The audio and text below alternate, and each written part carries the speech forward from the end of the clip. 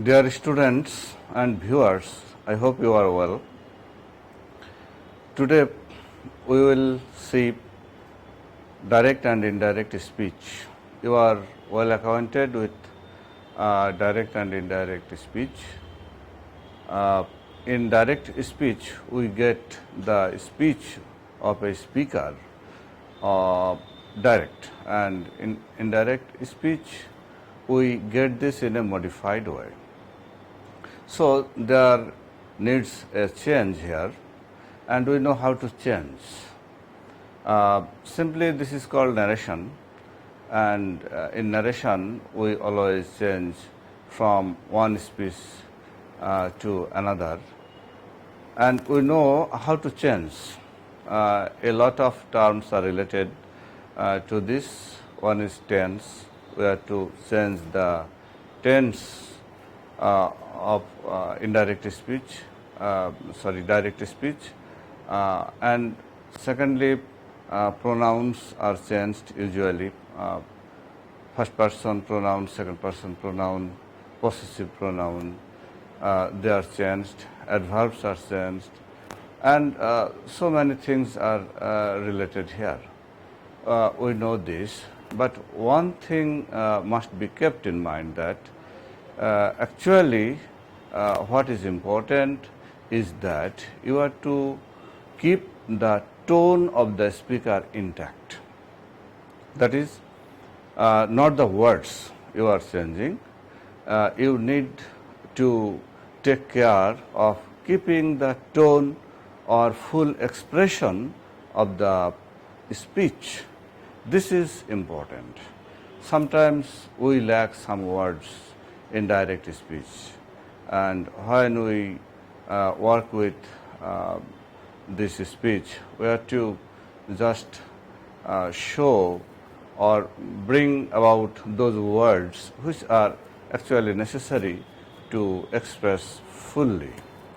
So, in order to give the full expression of anything, of any direct speech, we have to just add something. This is simply needed.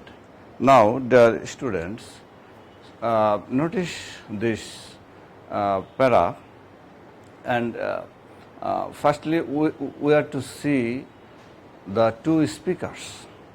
In a question paper, usually we get this in the form of a paragraph or in the form of broken paras, and there we have to find out the two speakers. This is important. Sometimes the first speaker may be found at first, but the second speaker is silent. We don't find him at the initiative stage. Then we have to search for him, and somewhere he is found. And it is important to mention both the speakers. One will be in the form of a subject, and another speaker will be mentioned as an object in the first sentence. If we can do this, our changing will be fruitful, successful. So, dear students, notice this text. The boy said, "I have to go for supper now." So, who is the speaker? The boy. To whom he is speaking, we don't find whom he is speaking. I can come again tomorrow evening. So, this is also the speech of the boy. I said, "I will pay now for what you have done." So, we find another person, and that person is I, myself. So, there are two speakers discovered. One is the boy, another is I. So, the speech or conversation will go between these two persons. One is the boy, another is I. And this must be clear in the first sentence, initiative sentence. So the boy said, now I will solve this and we will see this in the board. Okay. What type of sentence? This is assertive sentence. I have to go for supper now. This is assertive sentence, simply affirmative sentence. So we know here we will use a conjunction that, and at the same time we will mention whom the boy is speaking. So the first thing, the boy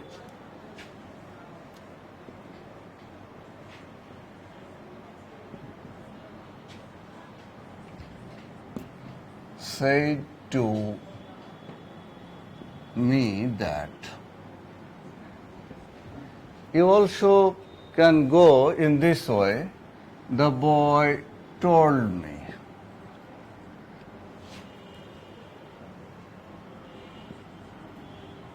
Told me. Previously, I have already mentioned you, dear students, that important thing is the expression, and one can express in many ways and use so much varieties of words. So all are things if this is related to our expression and if this is correct. So the boy said to me that, or the boy told me that. Okay. Why did I use me here?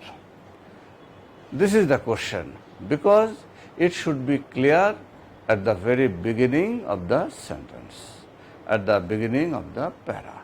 So although in the question me or I was not mentioned, but now I have mentioned this to have a clear idea. The boy said to me that I, it will be changed and it will be he, as it is the first person. I is the first person, so it will catch hold of the boy. So boy will come in place of I, that is he. That, and this is present perfect tense, so I have to, this will be changed into had to. Now he had to go. Had to go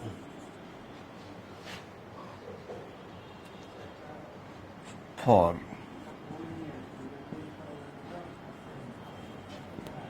supper then. Now this adverb will be changed into then. You know this. This is your known idea. This is our first sentence. The boy said to me that he had to go for supper then. The next sentence, I can come again tomorrow evening. Thereafter inverted comma is closed. So there is no inverted comma before I, and it was not necessary in the second sentence. This second sentence is just the continuation of the first sentence. So here we can add any linker here. He also said, or he further said. If we do this, it will be more beautiful. So he also said that, we can add this. He also said that he could. Can will be changed into could. He could come again. Come, that is sometimes we changed into go, but always this is not necessary. This depends on the tone of the speaker. He could, I have to go for supper now, and I can come again tomorrow. That is, he will return to the same place. So, this is not necessary to change into go. He could come again. I want to give you this message, only this message, that your change should be congruent, consistent, accurate, and you will depend on expression, not only words. Come tomorrow. Tomorrow, you know, tomorrow is usually changed into the next day. Could come the next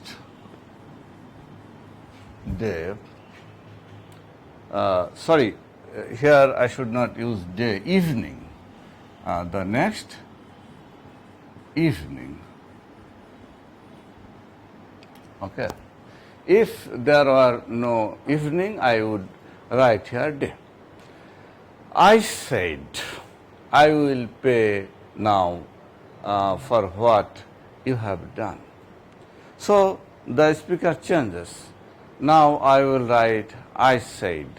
And it is better, or it will be better, if I mention, or if I write here in this way, in response, I said that. Okay? In reply, I, or in response, or then. Okay? In this way, if we use any connector, it makes it beautifully. Then I will pay now for what you have done. So this is in the past. Then I said that. Now I need not use I said to him that. Okay, you can mention this here, but this is not necessary, as this is clear at the very beginning. Here I have made this clear. Then I said that I would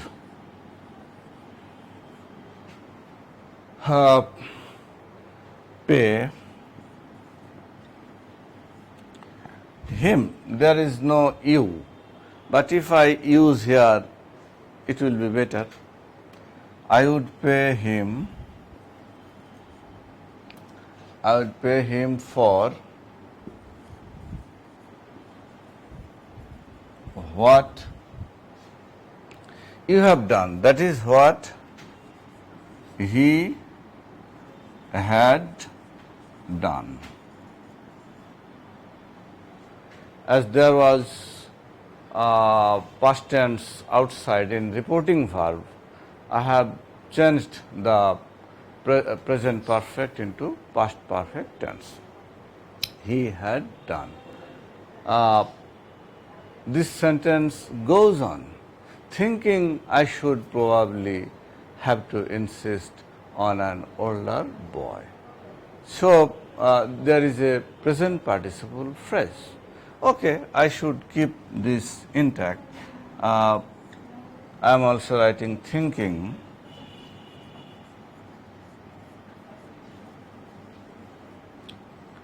Thinking I should probably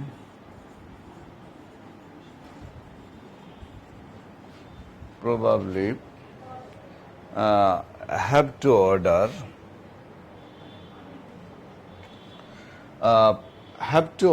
you see the use have to, it will be had to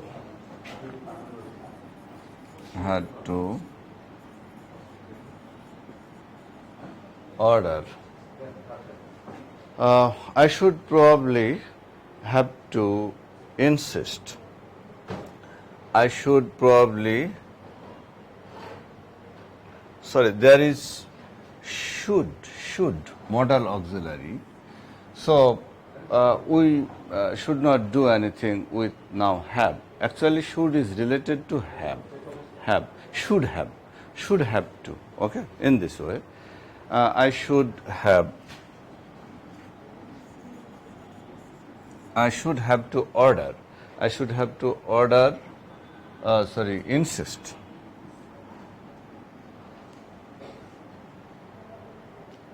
Insist. I should probably have to insist on an older boy.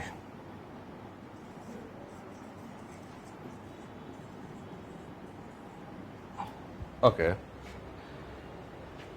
Then we have another line, and this is very brief expression. In direct speech, usually we have such brief expression, and we are to understand what the speaker wants to say. That is 10 cents an hour. There is a question, and this is an informal sentence. There is no verb, you see, neither is or any be verb or any type of verb is absent here. 10 cents an hour. That is, in formal language, it would be, will you take 10 cents an hour, or will it do 10 cents an hour? Will you be satisfied with 10 cents an hour? Such types of questions may come here, and when we will change or convert this, we will do this with necessary words. So, who is telling this? The boy.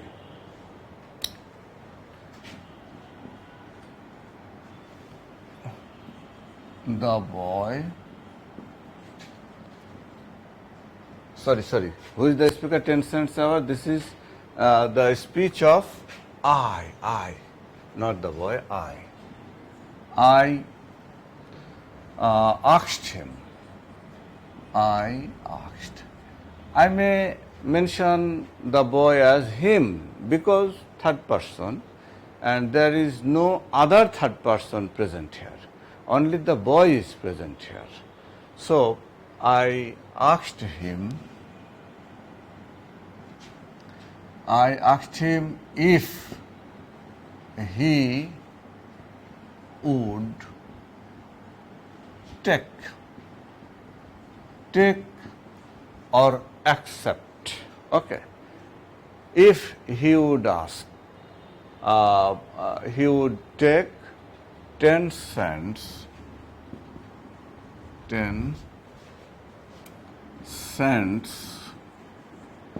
an hour, that is for an hour. 10 cents for an hour. Here is my word. I show you the importance of these words. The question is only 10 cents an hour, but I have to bring here so many words to give the full expression of this. I asked him if he would take 10 cents for an hour. This is the rate of his wage. Now, anything is all right. This is the speech of the boy. The boy replied, the boy replied that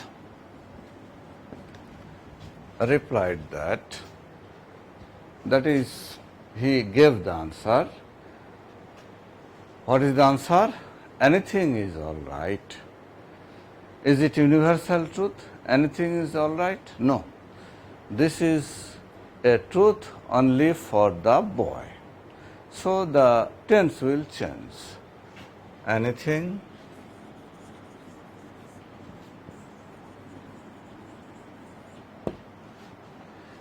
anything, what is actually anything? Anything that I would give him, I would offer him was all right. Anything I would give him. Okay. This is also extra expression. Anything was all right. You would simply write this. This is good, not bad, but this is better. Anything I would give. Understand? Anything I would give him was all right.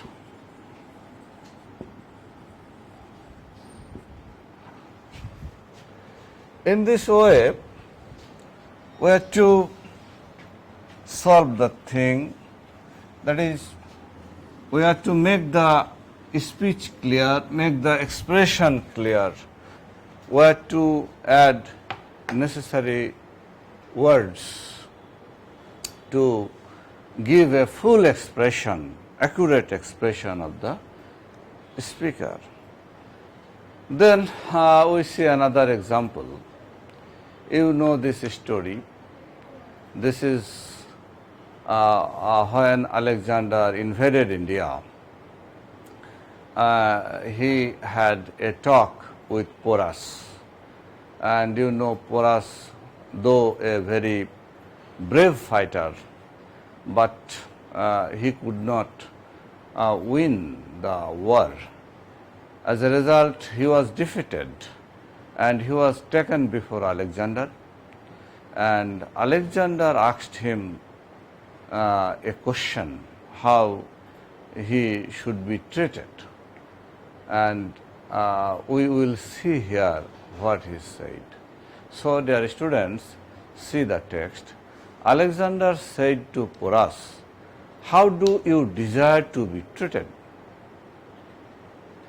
This is obviously subject Alexander, and object is also given, that is Porus. So, we find two persons here together at the very beginning. Then we see the speech of Alexander. How do you desire to be treated? This is the question of Alexander. Then the answer is, like a king, replied Porus. So Porus replied, like a king. And you have nothing else to request? Said Alexander. This is the wonder of Alexander. He was astonished to hear the retort of Porus, answer of Porus. No. The last answer, no, is from Porus. Okay. Now we see how can we solve this.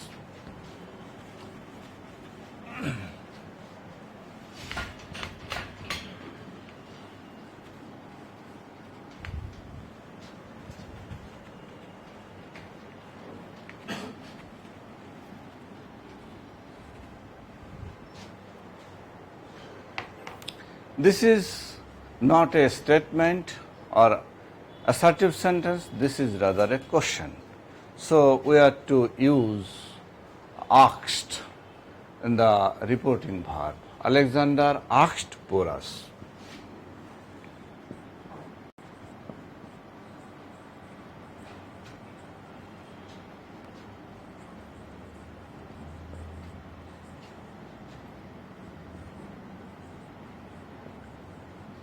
Asked Porus. What did he ask?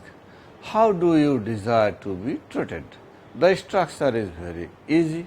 So we are to use interrogative pronoun how. How do you desire? So do will be deleted, it will be excluded from here. The main verb is desire. So how he desired. He means Porus. How he, that is, firstly we can use the initial word of Porus, P. How he desired.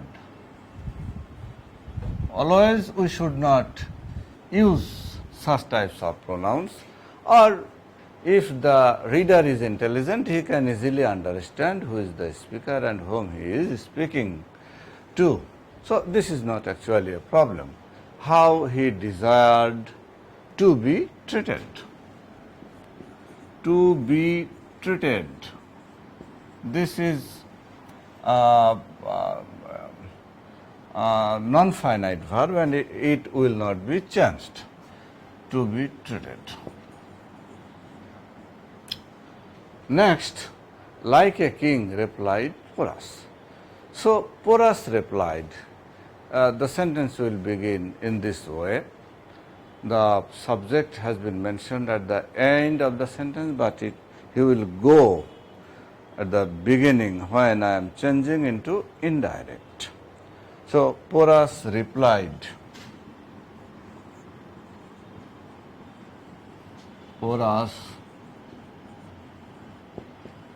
replied that, okay, replied to Alexander, that is not necessary. We should not increase words actually, this is not our objective. Porus replied that, like a king, and here if I write only like a king, Porus replied that like a king. This is not a sentence, nor the full expression of Porus. The sentence will lack some words and it will be meaningless. So I am to understand what actually Porus wanted to say.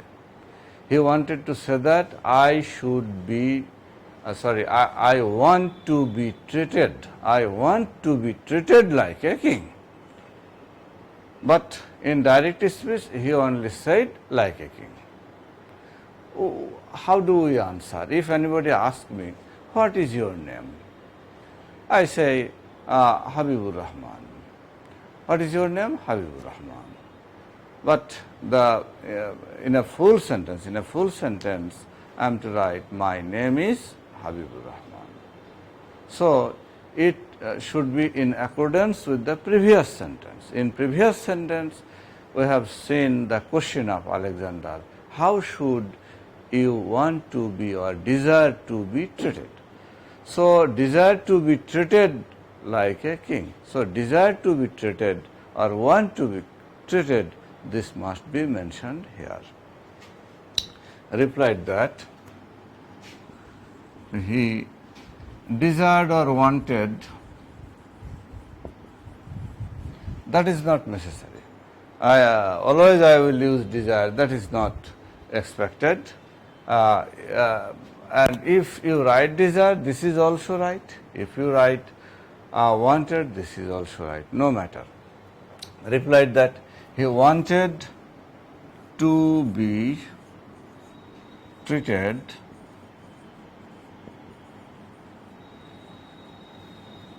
like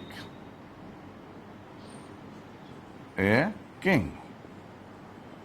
He wanted to be treated like a king. Okay, then Alexander was astonished to hear this bold answer from Porus. He said, and you have nothing else to request. Alexander expected that Porus will expect something more, but Porus did not actually mention any more thing. That is why Alexander was astonished. So here, before this sentence is changed, we need to mention the astonishment or surprise of Alexander. Being surprised, okay? This sentence, and you have nothing else to request, this is a this is an interrogative sentence, and before making it assertive or affirmative sentence, we have to show the wonder of Alexander. So, being surprised, this is necessary, I think.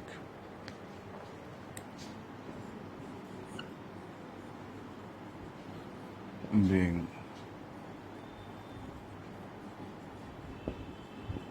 surprised. I can use a comma here. Being surprised, Alexander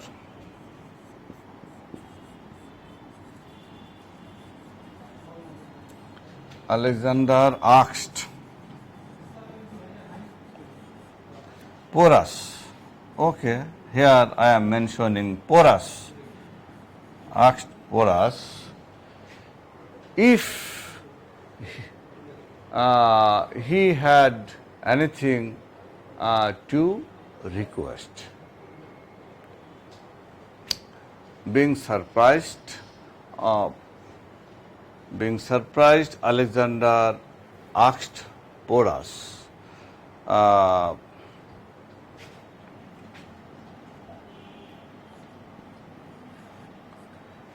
if he had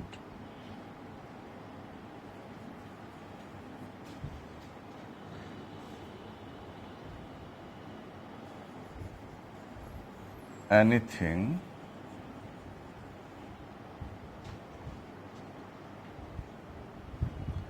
or anything. He has actually mentioned nothing. So, nothing may also be used if he had nothing to request. So, I am using the same thing, nothing. Okay, nothing. If he had nothing to request. This is just the question. If he had, both are correct. Porus, he asked Porus if he had anything to request. If he had, as he is astonished here, he finds that we find that this is informal sentence. The sentence is not a formal sentence. Okay. If you can, if you want, you may also say anything. Okay, anything or nothing to request. This is just the answer of Alexander. And what did Porus say? What did Porus say?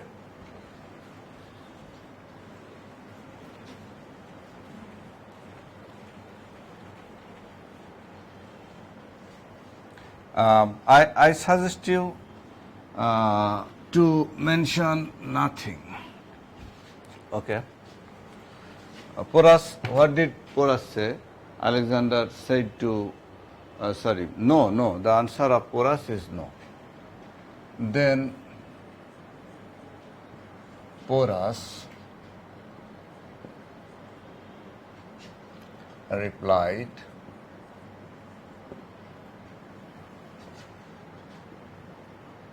in the negative. Replied in the negative. This is just clear. If you want, you may go further. You may say, Porus replied in the negative that he did not need anything, or he had no any more request. Okay.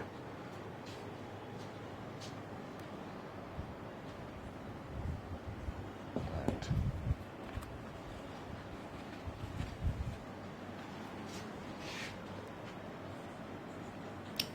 He had no more request.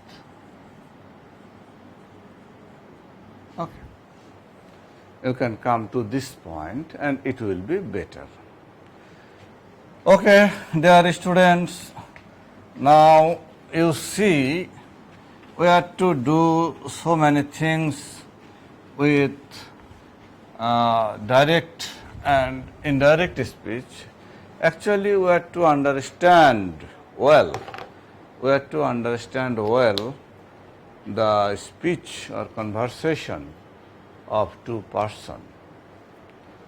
Now you see another text. Okay, go through the text.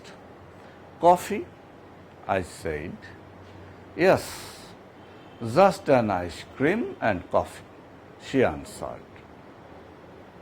So the first subject is mentioned at the very beginning, I said. That is, I is the subject, one subject. Then, yes, just an ice cream and coffee, she answered. So another subject is she. So there are two speakers, one is I, another is she. And you should go thoroughly through the text because you may have any name of any person sometimes. Sometimes he or she be mentioned in the form of a name. So you should not start giving answer only seeing the first sentence. Firstly, you should go through the total text. Thereafter, you should start answering. I ordered for her and for myself. You know, there is one thing I thoroughly believe in, she said as she ate the ice cream. One should always get up from a meal feeling one could eat a little more. Are you still hungry? I asked faintly. This dialogue has been taken from Luncheon, a very, very famous short story of Somerset Maugham, an American short story writer. Lady guest, here the conversation is between the author and the lady guest. As the author is never mentioned as author, we will not call him author here, we will rather call him only I. And the lady guest too is not mentioned here as any lady guest or with her name. So she should be mentioned as she only. So the dialogue goes between I and she. The first sentence shows us only a word in the reported speech, coffee, and there is a question, coffee, I said. So what is the intention of I? Intention of I is to bring about the intention of she. What does she want? Or what will she eat? This is actually the question. Or he could say, what would you like? What would you like? Coffee? That is, would you like coffee? Would you mind having a cup of coffee? Okay, this is the full expression of the sentence. So I asked her. This will be the beginning of the sentence.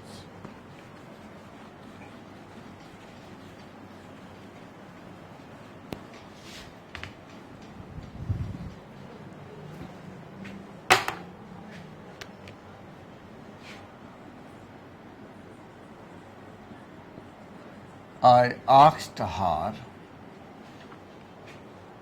because the next one is she. This is the objective form. I asked her if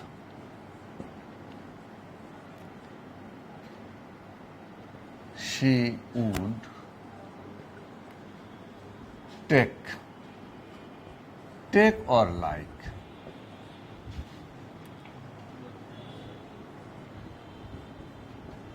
You will write only one thing, either take or like. If she would like or if she would take coffee.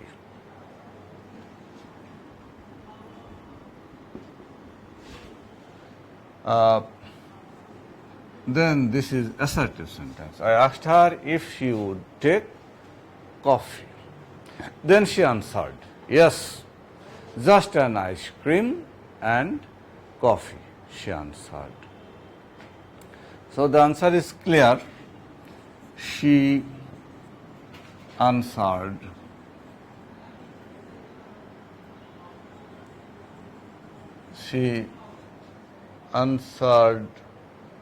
in the affirmative,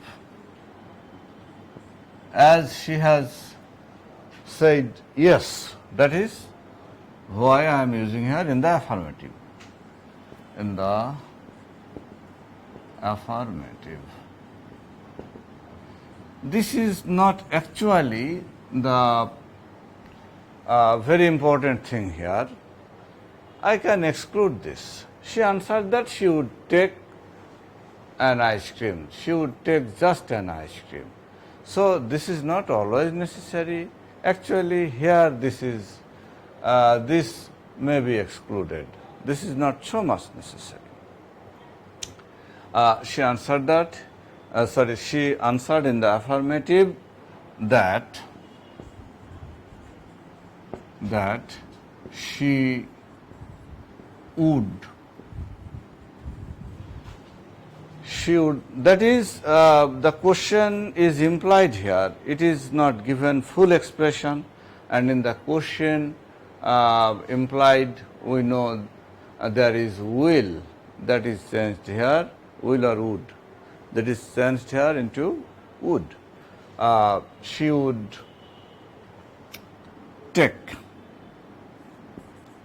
She would take just an ice cream,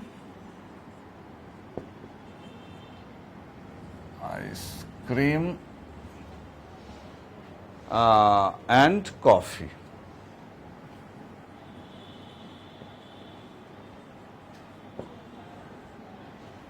Okay. I ordered her and for myself. I ordered for her and for myself. This is out of inverted comma. So this is just my expression, that is expression of I.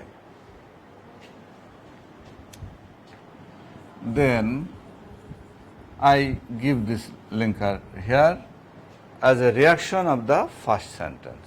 As she shows the food, okay, then I ordered. Then I ordered. Ordered what? Ordered for her,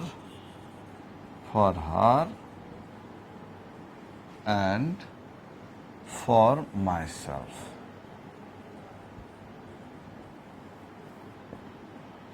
Okay. Then, there is one thing I thoroughly believe in.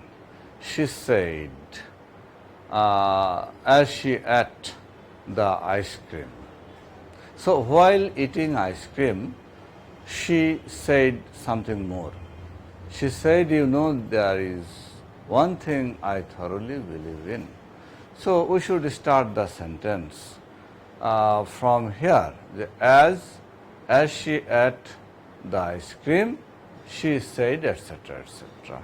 Okay, we will inverse the sentence.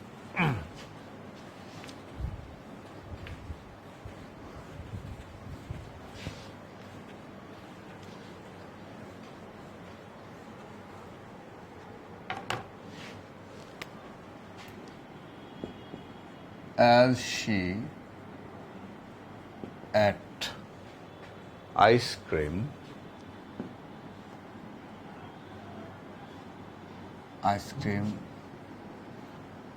she said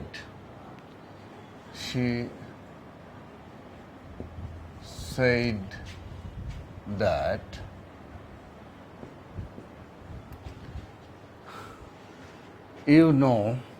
that is I know, I knew This is only for conversation. We also in Bangla use some things, you know and you know. Actually, you know has nothing to do with the sentence, with the expression. That is actually unnecessary things. There is one thing I thoroughly believe in. That is important. So, as she ate ice cream, she said that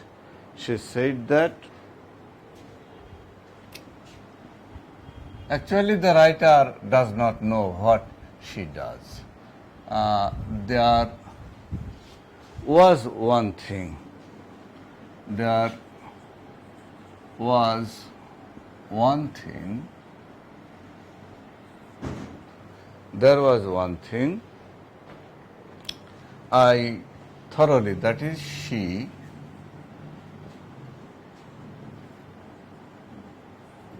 thoroughly believed in. Believe in, that is believed in.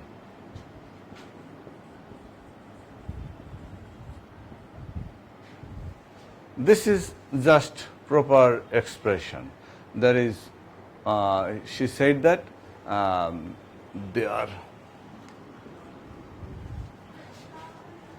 there was one thing she thoroughly believed in. And I have previously told you, there is nothing to do with you know. Now, if anybody uses this, you know, I know, okay, he may, but this is actually unnecessary. The next sentence, one should always get up from a meal feeling one could eat a little more. This is given in the inverted comma. And who is the speaker? The speaker is the same person.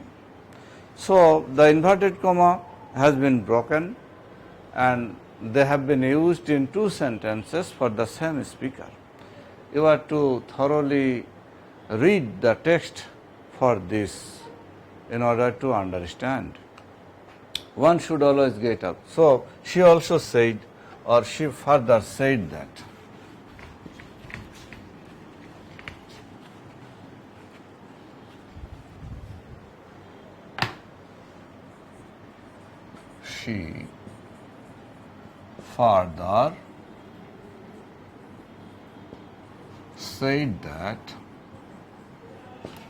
She further said that,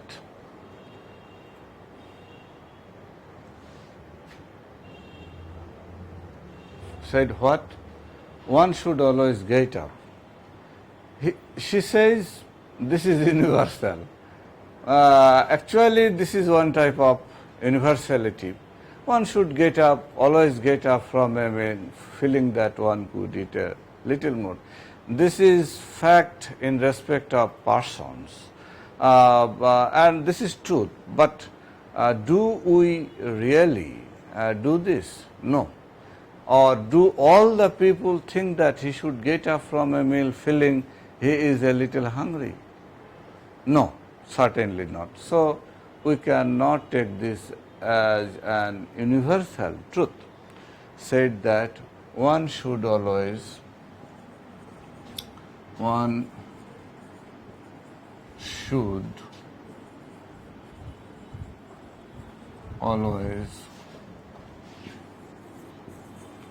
get up from a meal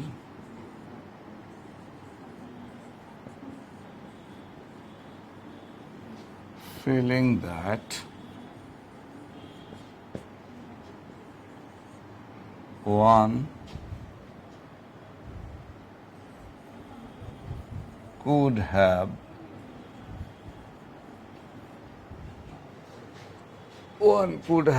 eaten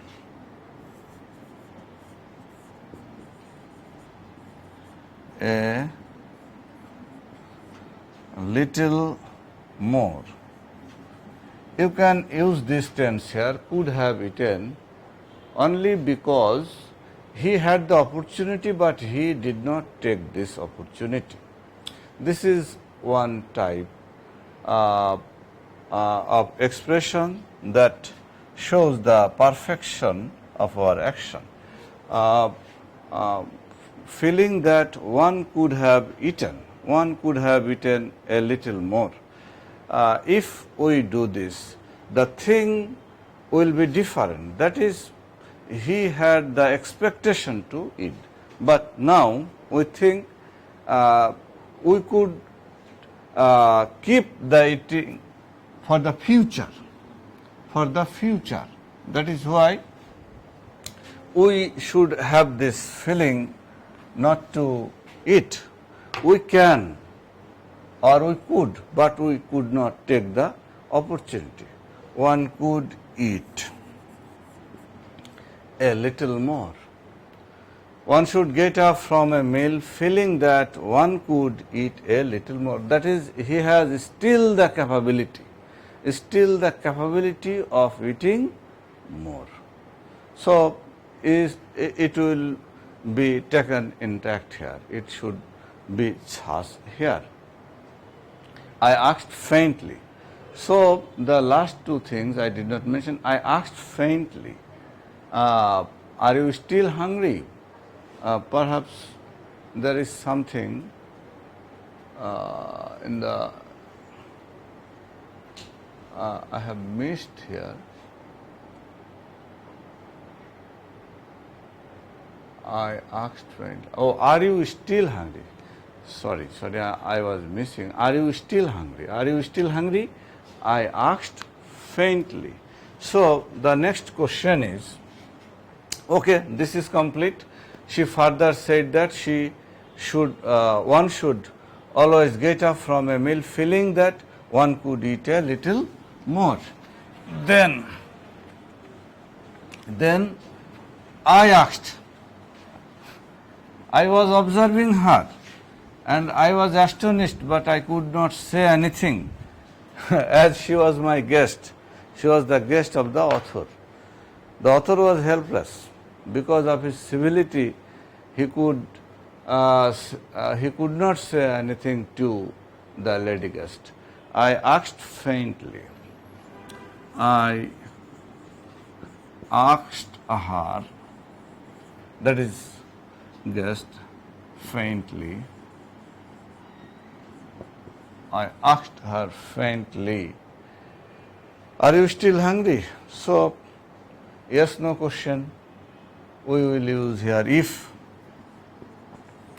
if she, you that is she, if she was, past tense, if she was still hungry, full stop. Okay, I asked her if faintly, if she was still hungry. The lady guest, we know, was so much hungry and she took light food, a lot of food, and later on we know the consequence. So we should never take so much food at a time. However, this text ends here. How much time is at hand? 40 minutes? 53. Oh. So, dear students, today we should end here. We have done with 3 texts perhaps, and in this text we have seen how we should use certain words to give full expression in indirect speech. So, remember that only changing coming into going or going into coming or tomorrow into next day or next day into tomorrow, they are not all important always. You have to pay more attention to the expression. Okay, your expression may vary, and usually it varies from person to person, but the examiner will see the full expression and you will learn this how we can give full expression of any statement. So, dear students, here I take here I depart, and in our next class we will again meet. Thank you very much.